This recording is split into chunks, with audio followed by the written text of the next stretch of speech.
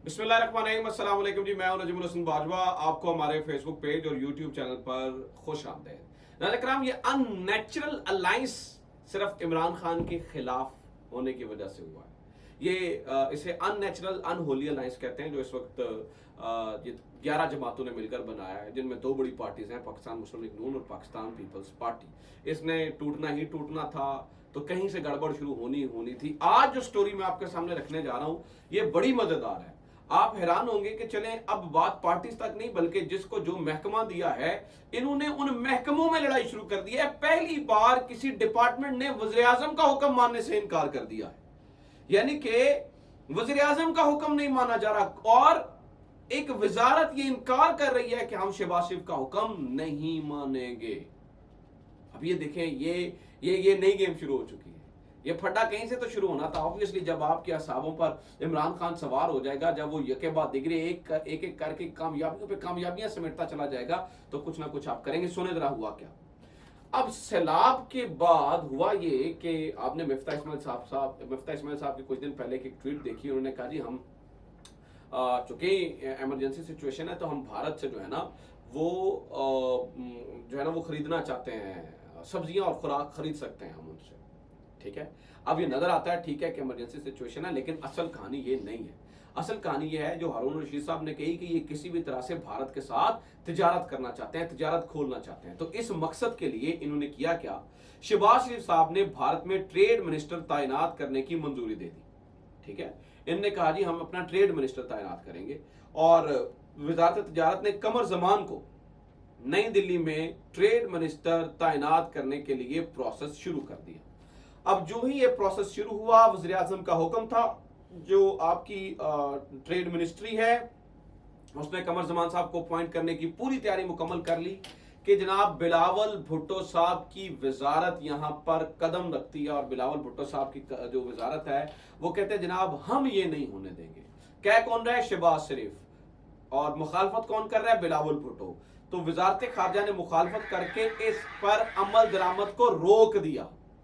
वजारत खारजा ने इस पर इसकी मुखालफत करते हुए, यानी कि वज़ीर आज़म शहबाज शरीफ साहब के हुक्म को रोकते हुए, इसकी मुखालफत करते हुए इस पर अमल दरामद रोक दिया। ये पहली बार ऐसा हुआ है कि हमें ये नजर आ रहा है कि जनाब वो कुछ और चाह रहे हैं, और मतलब वजारत अपने वज़ीर आज़म का हुक्म नहीं मान रही। अब यहां पर एक सोच और है, और वो ये है कि जो वजारत खारजा होती है, आपको पता है ये बहुत ज्यादा वजीर खारजा के तहत तो नहीं चलती है ना। ऑब्वियसली स्टेट के और भी फैक्टर्स होते हैं, उनकी मर्जी के मुताबिक चीजें चलनी होती हैं। तो ये करने के लिए वो भी रजामंद नहीं है। हालांकि शहबाज शरीफ साहब का जाती इंटरेस्ट है, जैसे हारून रशीद साहब कह रहे हैं कि मरे जा रहे हैं, किसी तरीके से जो है वो तजारत शुरू की जाए भारत के साथ।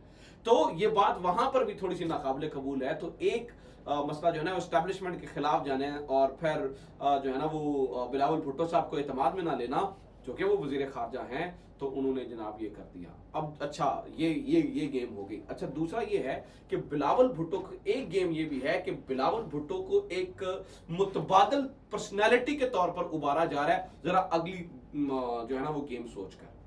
यानी कि बिलावल भुट्टो को हीरो बनाने की कोशिश की जा रही है। ये कौन बना रहा है मुझे नहीं पता, लेकिन हीरो बनाने की कोशिश की जा रही है कि उन्होंने कहा जी भारत के साथ हम ये काम नहीं होने देंगे। बिलावल भुट्टो साहब की क्या अथॉरिटी है ये रोकने की। अब मैं ये क्यों कह रहा हूं कि उनको एक बड़ा एक वो फिगर बनाने की कोशिश की जा रही है, इसकी वजह एक और है। कल रात इमरान खान ने 3 घंटे में 5.5 अरब रुपए इकट्ठे किए। लोगों ने एतमाद किया, 5.5 अरब रुपए दिए, पाकिस्तानों ने दिए, ओवरसीज पाकिस्तानियों ने दिए, और मतलब 520 करोड़ पर्टिकुलरली जो है वो जमा करवाए। अब इसके जवाब में अब से कुछ देर पहले, 4 या 5 मिनट पहले, एक खबर पाकिस्तान पीपल्स पार्टी ने जारी की है, और उस खबर के मुताबिक बिलावल साहब ने 1 घंटे में 1 खरब और कुछ अरब रुपए जमा कर लिए। अब आप सोचेंगे तो ना तो टेलीथॉन हुई ना कुछ हुआ, तो ये 1 खरब यानी कि 100 अरब रुपए बिलावल भुट्टो साहब ने कैसे जमा कर लिए। 100 अरब रुपए कैसे जमा हो जाते होते हैं, इतनी जल्दी 100 अरब रुपए जमा हो जाते हैं। तो जनाबे वाला, जिन ममालिक ने जिन इमदाद की है, यूरोप है, इंग्लैंड है, यानी यूके है, अमेरिका है, वो जितनी भी इमदाद है, इन सब ने इन तमाम इमदादों को इसी एक जगह पर डाल के बिलावल भुट्टो के खाते में डाल दिया। हालांकि वो पाकिस्तान के साथ रिलेशन निभा रहे हैं। बिलावल भुट्टो साहब इंपॉर्टेंट नहीं है, यहाँ पर आप पर्सन एक्स वाई जी किसी को भी लगा दें तो वो पाकिस्तान के साथ रिलेशन है। लेकिन क्योंकि बिलावल भुट्टो की जो है ना वो अब उनको उनकी पर्सनालिटी को बढ़ा चढ़ा के करना है और उनको एक शो करना है, तो लिहाजा हम ये देख रहे हैं कि बिलावल भुट्टो साहब को जो है ना वो इस पर पूरा दिखाया जा रहा है और बिलावल भुट्टो साहब की जो है ना वो पूरी एक मीडिया कैंपेन चलाई जा रही है। ये इस वक्त जो है ना वो पहली दफा हुआ है।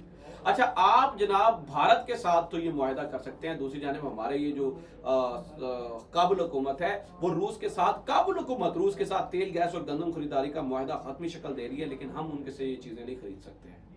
हम इतने आजाद हैं कि भारत के साथ हम मरे जा रहे हैं टमाटर खरीदने के लिए, ना कि टमाटर अफगानिस्तान से भी आते हैं, ईरान से भी आते हैं और भी जगहों से आते हैं। ये नहीं हम कर रहे हैं, लेकिन हम कर क्या रहे हैं, हम जनाबे वाला भारत से खरीदना चाहते हैं। बहरहाल जनाबे वाला अब ये कहा गया है कि 24 घंटों के अंदर अंदर वो जो है ना वो परमिट जारी किए जाएं ताकि आप टमाटर अफगानिस्तान या ईरान से खरीदना शुरू करें। अगर ये पहले इस तरह से हो सकता था तो फिर भारत से जो है ना वो अब क्यों करवाया जा रहा था। आप बात को समझिएगा कि एक नया लीडर जन्म देने की कोशिश की जा रही है और इस मामले में शहबाज शरीफ साहब को भी साइडलाइन किया जा रहा है। ये खबर है। अपना ख्याल रखें। खुदा हाफिज़। पाकिस्तान जिंदाबाद।